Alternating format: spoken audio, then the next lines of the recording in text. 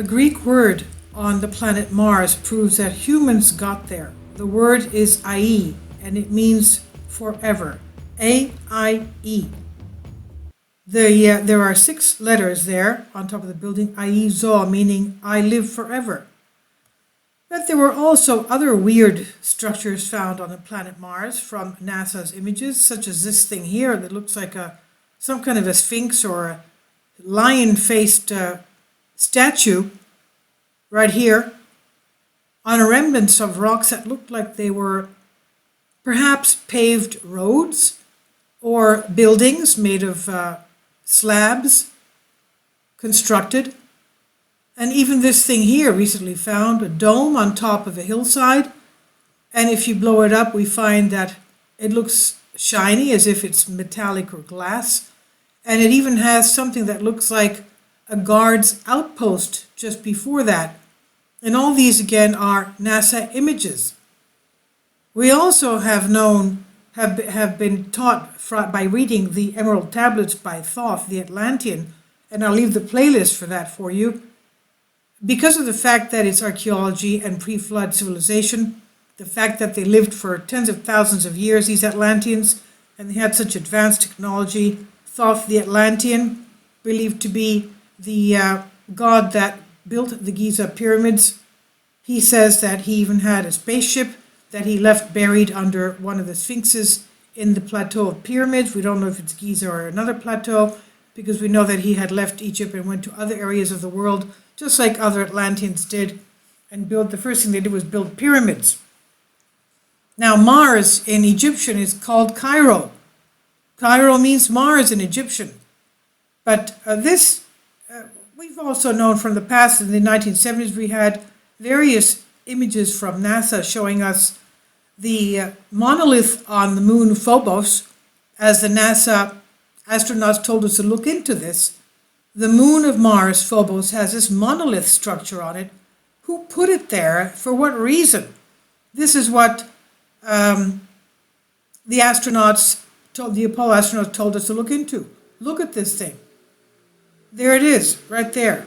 That's the Phobos moon of Mars with the monolith right there. And of course we have the plateau of pyramids and the face on Mars. And the pyramids are thought to have the same alignment as the belt of Orion, as well as the pyramids of Giza. They have this in the pyramids in China, for example. They seem to have the same alignment as the Orion's belt pyramids, stars. And this is the plateau with the face and the pyramids that you can see.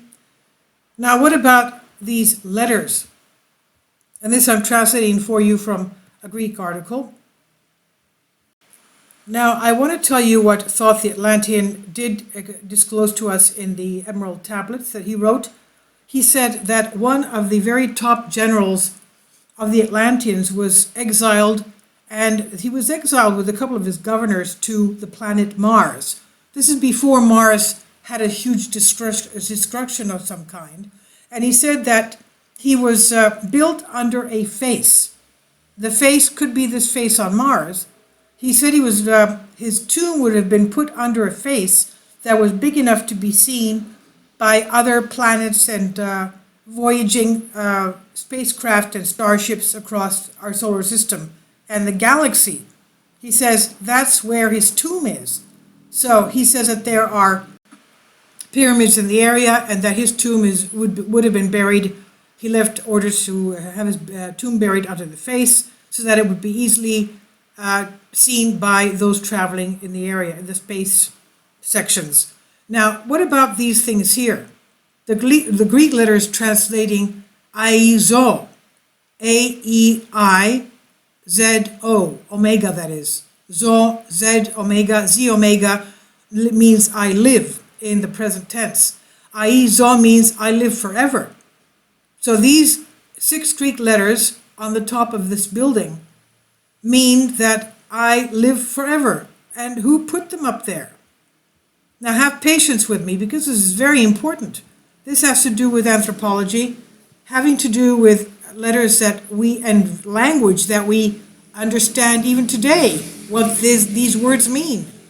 It's unknown. In the unknown past, it seems that some Greeks arrived first on the planet Mars. The question is from where and when.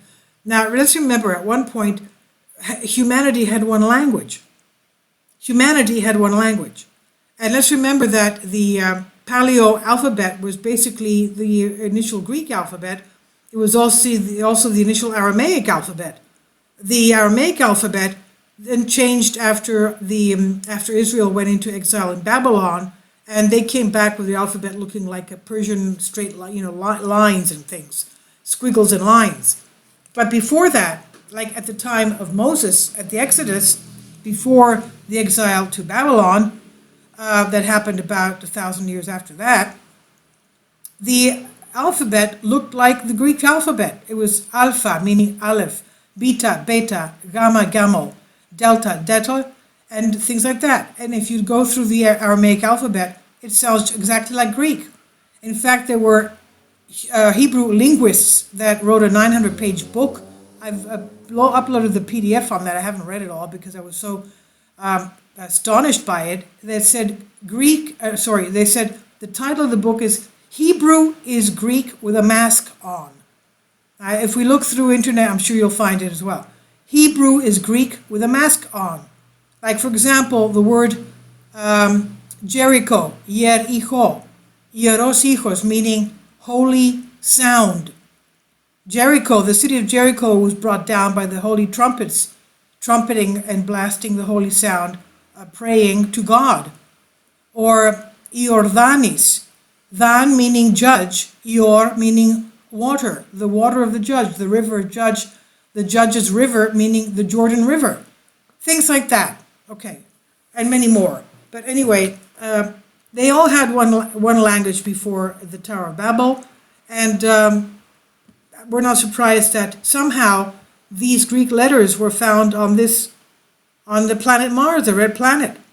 Now, these photos come from Viking 1, and we come to these conclusions.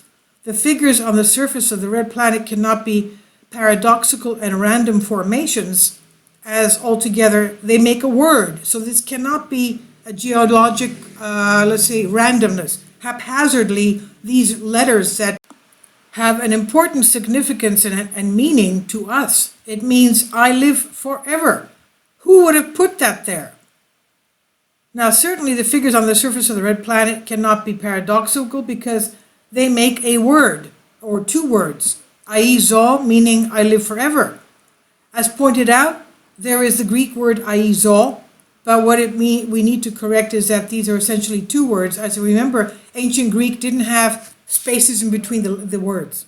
They were all together. And then they decided, well, it was too difficult to read, so they had to leave spaces between words. Okay? But in the beginning, we even have in museums when you have ancient slabs and steles and steles meaning columns with writings with ancient writing, they don't have any space between the words. That doesn't mean that they were one word. ΑΕΙΖΟ is basically two words, but here it's written all together. That is, it means I live forever.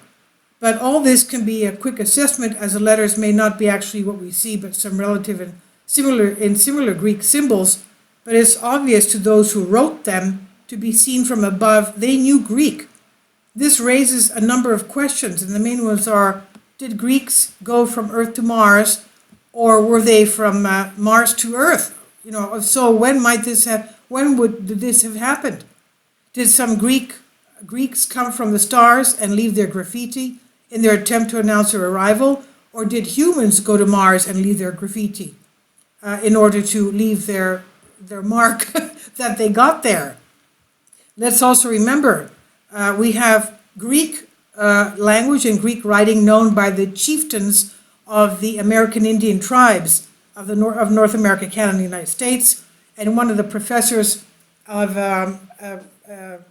early colonies, I think it was Massachusetts or Maine, he wrote to the Indian chiefs in their native language, which was ancient Greek, and he says, "Αδέρφια μου," meaning my brothers, I write to you in your native alphabet and language because I know you all know this language because it was from your ancestors. Now, they knew Greek. The Native American Indian spoke and knew Greek and read Greek. Isn't that something? Now, they even found Minoan ancient Greek DNA the ancient Greek DNA found in the Native American Indians, especially the ones living around the Great Lakes, And there were also writings by Plato saying that the ancient Greeks did travel to North America because they had settlements in the British Isles. From there, they would go to Iceland, and then from there to Greenland, from there to Newfoundland, and then they would go to, of course, around the area of the Great Lakes. And the archaeologists and geologists have found that most of the copper from the Great Lakes region has been excavated and taken away. It could be because of, let's say, the Bronze Age. That's before the Great Flood, that took place around 4,300 years ago. Who knows? I mean, this is all part of our history, our anthropology, our archaeology, and we should know this. So this is it.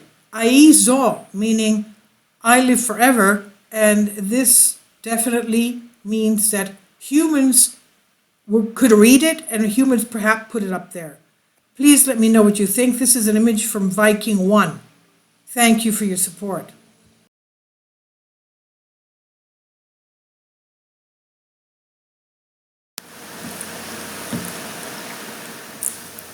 If you'd like to join me on my Patreon account, you will hear content not covered by mainstream media.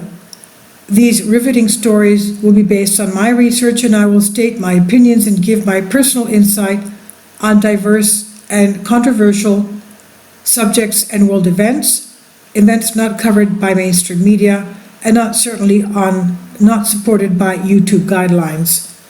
So whatever I have on my Patreon, most of those will not be on my YouTube channel. Please consider becoming a member today. More of the most significant and important videos will be on my Patreon channel. Your support helps me to continue my research and keeps this YouTube channel alive. And we depend on your support, your generous charity, because we help economically challenged families here in Athens, Greece, in Kapota, and we also help the young generation with university tuition and the community around our church. Thank you.